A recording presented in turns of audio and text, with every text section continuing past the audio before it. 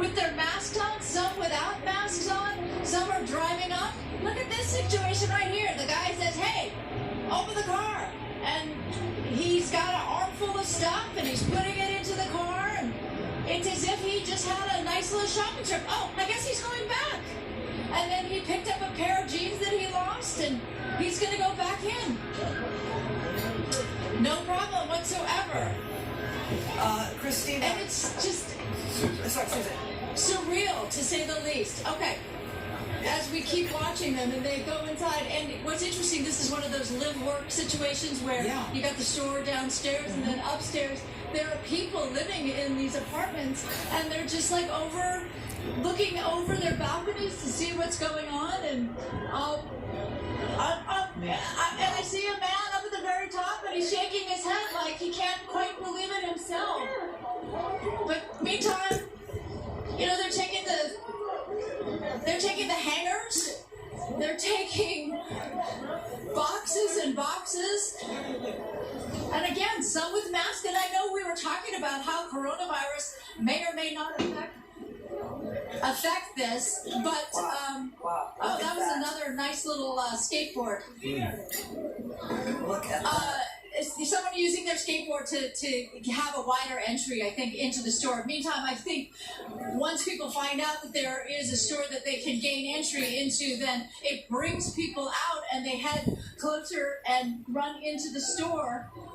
You know, some people are coming out with one item and others are coming out with armfuls. It's just really remarkable that there doesn't seem to be any fear at all that the police are going to come along. In fact, I don't see any police at all. We just left them at another location, not even a block away, and here we see all of this. What has happened to our society where this is okay and this is happening in so many places? What has happened to the morals that we teach children, to the churches, to the institutions in society? What has happened to our society that all across the country, so many people think that it is okay to go and to steal?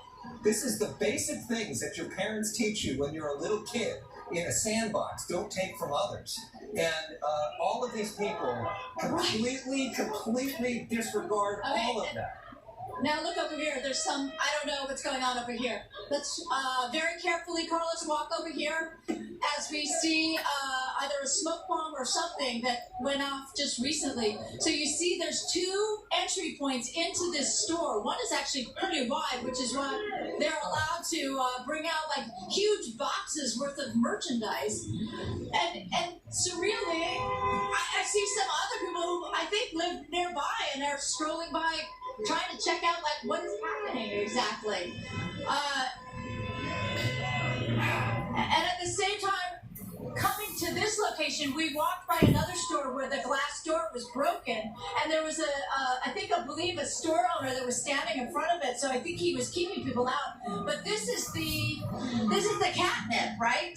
This is much more appealing because it's a huge store. So this one is called Easy Fit.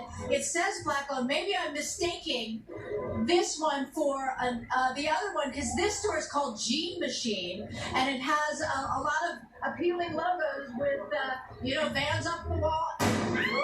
Oh, you okay, Susan? Okay, I was a little too close to that. Are you okay?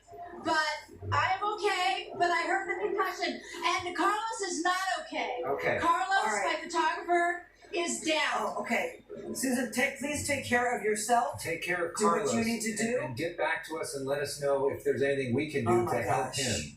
Gosh.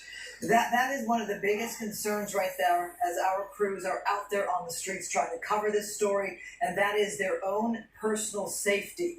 It seemed to be okay in that location as there was pretty much absolute mayhem as people were there looting that business. We can only pray for Susan and Carlos and pray that he's okay. I hope she gets back to us quickly with a positive update.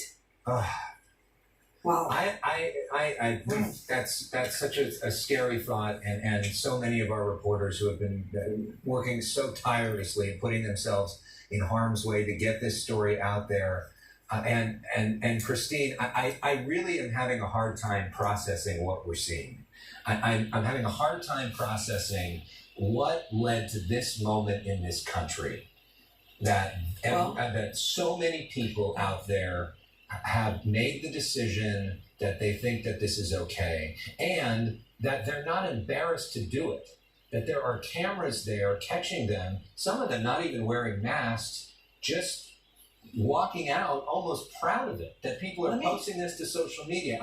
I don't understand. Let me tell you how this played out after the 1992 riots.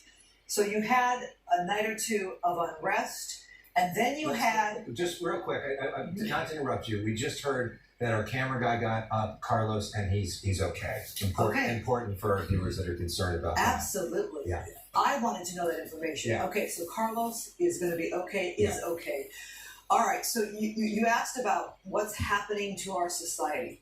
So the way it played out in the 92 riots is we saw the destruction, we saw the devastation, we heard of loss of life, we saw these visuals, and then there was a moment to actually talk to people who were trying to calm the streets, whether it was going live from the First AME Church, where people had gathered there. The church leaders spoke out. Celebrities who belong to the church or who support the church stood up to talk and speak out. They went out on the streets to say to young people, calm down. Young people, go home. I think right now it's still very fresh. We're still at some of these very strong visuals here. We're still seeing things that are so extremely shocking.